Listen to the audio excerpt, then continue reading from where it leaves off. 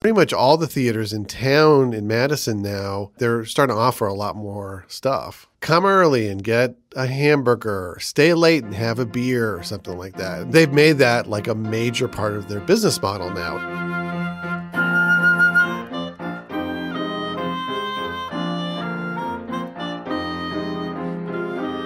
Hey everyone, and welcome to The Corner Table, a podcast about food and drink in Madison, Wisconsin, produced by the Capital Times. I'm Eric Lawrenson, subbing in for your usual host, Lindsay Christians. Dinner and a movie has long been a go-to way to spend a Saturday evening, but these days, as cinemas change their business models, it's often the case that you can get dinner with a movie. At Flix Brewhouse, a new cinema and brewery on Madison's East Side, the appetizers, entrees, and drinks are as much a part of the experience as the movie itself. Today, I'm talking with Rob Thomas, social media and features editor with the Cap Times, about our respective visits to Flix Brewhouse, the trend of amenity-rich cinemas, and the do's and don'ts of eating food in a movie theater. Please sit back, relax, and enjoy your feature presentation.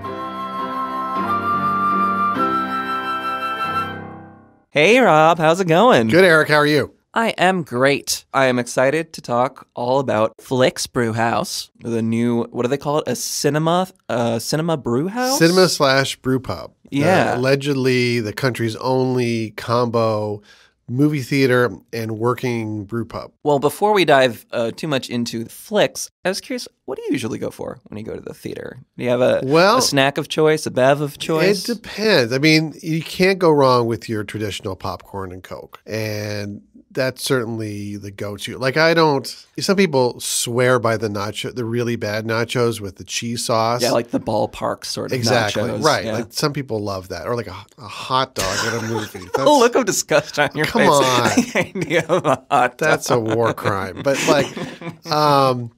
yeah, so I would say for me, it's either a popcorn and Coke, or if I'm at a place like Flix that has a full menu, usually I'll assuming that I haven't eaten already, I'll take advantage and have that as well. Because I do kind of like that. There's something more substantial, like a sandwich. Yeah, and it's if the food's good, and usually these places, it definitely cut above from what you expect from like movie theater concession stand food. Like you don't normally think like, oh, that's a place I really want to have dinner.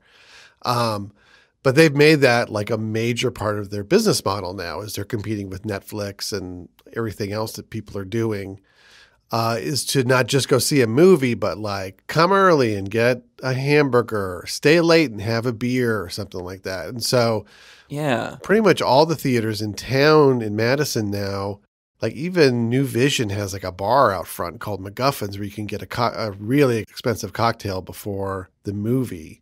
With that, they're starting to offer a lot more stuff. Theaters do seem to have become much more amenity-rich than they did in the past. Yeah. Like the Coke and the popcorn used to be the bread and butter of your movie theater. Exactly. But now it's like a whole, like you get a pizza and wings and, all kinds of appetizer-y, entree-ish kind of stuff. Right. Well, tell me a little bit about Flix Brewhouse. How does it fit within this trend of these more culinarily robust theaters that we're seeing pop up? Well, I mean, a lot of theaters obviously are kind of retrofitting themselves to accommodate this. Like in Madison, Marcus Point had a major remodel to put in a restaurant and a full menu and stuff like that in a bar, the Take 5 Lounge. Marcus Palace, a new theater in Sun Prairie, they have several theaters that are what they call big screen bistro, where you can get full meals delivered and you can get food and take it to any theater in there. Flix is a Texas chain, very much like the Alamo Drafthouse chain, which is also based in Texas. If people know it, I think they're Austin, and I think Flix is Dallas-based, if I'm not mistaken. But very much built around the food and getting the food to the seats and making that an integral part of the experience rather than trying to fit that into the existing theater. One problem that AMC Madison, the former Sundance, had was when AMC took it over, they had this great kitchen on the second floor because that used to be a restaurant on the second floor.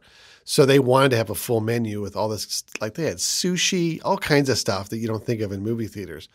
The problem was they still had the old movie theater seats and you couldn't like deliver I'd be food to those seats, you'd be like, can you hand this down to that guy over there or something like that? Yeah. So they would have them like drop them off in the lobby, and then people have to come out and get them. And it was just a very unwieldy way to do it. So Flix has it set up where they have a large bar area out front, which was pretty busy when I was there after work one day. I was kind of curious how that was going to play, whether people would just go to drink and not see a movie. And based on what I saw, people are doing that. Yeah, they have a bar and also a small like seated restaurant kind of section too. What was interesting to me was the bar was packed and the restaurant was empty when I was there. So it feels like people are going to drink. They have, I think, 11 serving tanks, if I remember, and they have like 6 beers on permanent rotation, and then a bunch of specialty ones. They had like a Michael Myers themed amber or something like that when I was there last week. It is interesting. It's like each location, correct me if I'm wrong, each location brews its own beer, right? Absolutely, it's like it has these 6 staples, but at each location it makes them from scratch. Yeah, exactly. And they probably have the same few at different locations, but also some specialty ones as well. They also do tap takeovers. When I was there, Surly was doing a tap takeover. So they're pretty serious about the beer in a way that I would say all movie theaters and even a lot of restaurants aren't. And when you get there, like the bar was packed when I was there.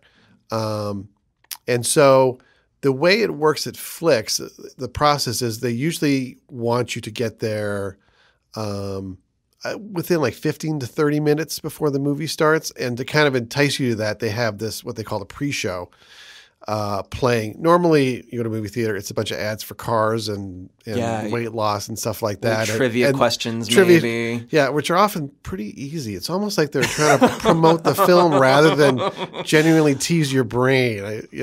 A little humble brag there, right. Rob. I don't think I've ever gotten one wrong.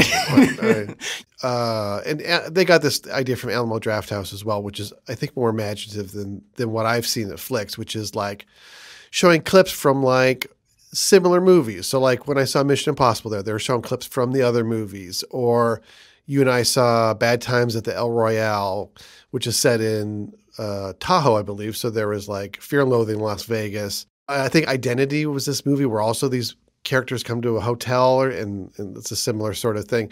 So it's like instead of showing you ads, they're showing you clips. I think they will also show like behind the scenes interviews and stuff with people in the movie you're about to see. That's the other thing. They're all tailored to the movie you're about to see. The hope is that by the time the movie starts, you've got the food in front of you, basically. So you sit down, people come around, check your ticket, and then they sort of talk about like, have you been here before? Here's how it works.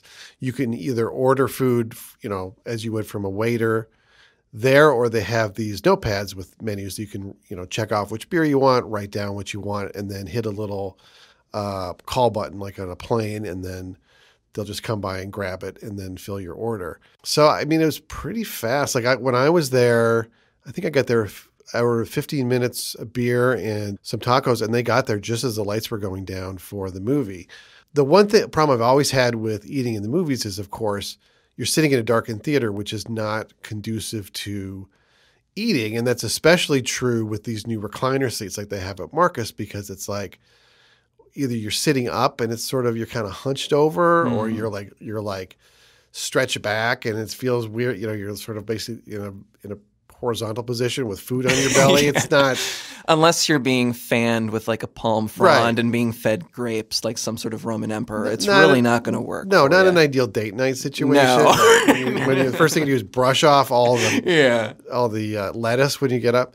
Marcus Palace has these like trays that come out. They're almost sort of like trays on a plane, or they or like a school desk. They come out at the side somewhat. And I guess in the front seats at Flix, it's the same way. That's what you experience, right? I don't know entirely where they put which seats, but for me, it was that armrest, sort of like a school desk that you could swivel forward. They ask that you like swivel it in when you have your food. Then when you're done, you swivel it back out. Okay. That's how they know to come pick up the trash. Oh, that's interesting. So, okay. Yeah. So where I sat both times I was there was in the back half, which is kind of an elevated. And they have these long counters. And they have this patented design, which we fact check this. We should check out with the patent office. They hammer that pretty home. So if there's somebody else who thinks they had it, where you could sort of slide a section of the counter forward towards you while you're eating, and then just slide it back when you're done. And it's on these caster wheels, and it's very quiet, which is great. Oh yeah, the desks too. Yeah, squeaking back and forth. They really make a premium about that, and so it's pretty convenient for eating. You're just sitting up basically and eat, and then you just slide it back when you're done. And then the other thing I would say was I found them, they introduce themselves up front, but they're all wearing black. And when they come to get your food or whatever, I mean, a couple times they would take it. I would not see them do it. They are very good at scurrying through the aisles. You know? They have that's a part of the design, I think, is they have these big aisles where they can just, keep their heads down, just kind of run in, grab everything and get out. And I mean, there was one time I was deliberately trying to catch them do it, and I missed them. So that's incredible. I was like ninjas gotcha. or something. Yeah, exactly. Yeah. My girlfriend, who I went to see the movie with, made an interesting point that the whole scurrying and the ninja-like way that these servers would stay out of your sight line, you wouldn't even know that they were there. She felt a little bit awkward because she loves saying hey to her server and chatting and acknowledging them and thanking them. And for them to be that invisible sort of by design, it was she felt oh man, I kind of want to acknowledge my server and just say thank you. Yeah, no, that's it. I mean, they all seem very professional, and it was a totally it was a pretty. Thank you, Jake, my server, did a great job. What you do is you get a podcast afterwards. So Mia should get a podcast and thank her server there. Exactly. I think that's proper etiquette. Yeah. I mean, let's dive into the food itself. Sure. Yeah. And what I enjoyed about your Let's Eat column that you that ran this weekend. Yep. Check it out at our website, madison.com. Your focus was on function over flavor. Food in the context of a movie theater, your argument goes, I mean, messiness is a problem. So the way that you approached your assessment of Flix was to sort of gauge how messy is this going to get? And I would say the food that I had was pretty good. If it was out and out bad, I would say so, I think. But it wasn't it's food you're eating while you're doing something else. You know what I mean? So your focus isn't always on it. But that's a good point. Maybe if they had some incredible, high quality cuisine that would have, I don't know. Maybe that would be too distracting for the movie. Exactly. Right. Oh my God, have you tried the shrimp? Shh. So I had a burger, their Brewhouse burger the first time, and it was, a solid bacon cheeseburger. And the second time I was like, okay, I want to try the potentially messiest thing on the menu to really, really put this to the test. So I was looking for a spaghetti and meatballs type of thing. But they, again, they're pretty savvy about making sure it's compact stuff you can eat with your hands, even the poke bowl that I think is an appetizer. I think it's. So I went with the street tacos, and thinking that could spill out and be really unwieldy. And actually, I mean, it was like a steak and cheese, onions, pepper, sort of fajita type thing, and it was pretty. Nothing really spilled out. It was pretty compact. And again, when you're sitting up like that with the counter, you really don't have to worry too much about making a mess. I mean. So I went away clean as a whistle. Yeah. And not too smelly. And other I didn't notice that. I've heard other people complain about two things that I didn't even think about. One is the smell of other food.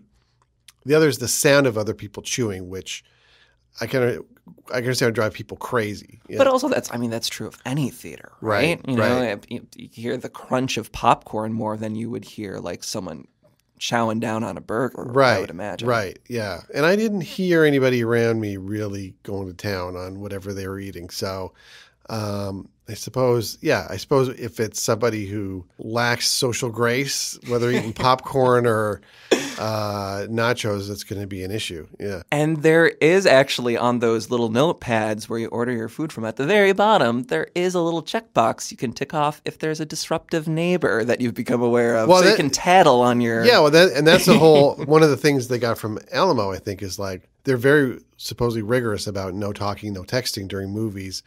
And rather than having you confront the person, you kind of silently do you even tell them what seat is causing trouble probably, and they'd go talk to them and they get like one warning. And I think, second warning, they get tossed with don't get a refund. I don't know if that's ever happened. Wow. The nice thing is when you're eating with two hands, you can't text anyway. So that sort of stops that problem. But, sure. Yeah. What'd you think of the beer? Thought the beer's very good. One thing about summers, I like dark beers, although like porters and stouts. It gets so hard to find one, in restaurants and stuff because they're always pushing their IPAs and stuff like that. Yeah. And their, watermelon shandies and things like that. And so they have I had their Umbra chocolate stout the first time, which was very good, really, really good. And then the second time I was there, Surly was doing a tap takeover, and they had their Russian Imperial Stout, which was a 12% alcohol beer. Hachi-machi, yeah. Yeah, and it was good. I mean, it was really good. And I'm definitely not used to drinking something that good in a movie theater. And I got a free Michael Myers glass because they give away glassware. This week they're giving away Beetlejuice glasses or whatever. So if you're like a college student who needs like some more glassware, this is pretty... Yeah, branded glassware. Exactly. No less. Yep. Yeah. So yeah, I think the beer is very strong. Yeah. And the tap takeovers of craft beer, I think, really make it fun and have different things you can try there. So... Yeah. At the end of the day, do you think that for any given night where you think, hey, I'm going to go catch a movie, do you think you're going to lean more toward popcorn and Coke at like a more, I guess, traditional venue? Or would you lean toward like, I kind of want to go? I don't know. It kind of depends on, appetite. I mean, one thing, and I've found with, going out, on a date to the movies, it's very hard to like get a dinner and a movie in. Because, the movie's at 7. I mean, you really got to get to eat by like 5:30 unless you plan to eat afterwards. Yeah. So it is kind of convenient, I got to say. Two birds, one stone. Right. Exactly. So, it's, I think some people are very committed to the popcorn Coke thing, and I don't begrudge them one bit. But I mean, for me, if you're a place like that where it does offer a lot more, especially the beer, it's hard to pass up, especially if they make it convenient and not too messy. Well, thank you, Rob. Thank you, Eric. Yeah, that was fun. Yeah. Thanks for playing the role of Lindsay's guest this week. It's a good role. I'm very honored to be playing the role of Lindsay. Yeah. It's, dream come true. You did a great job. Thank you. All right, bye. Bye.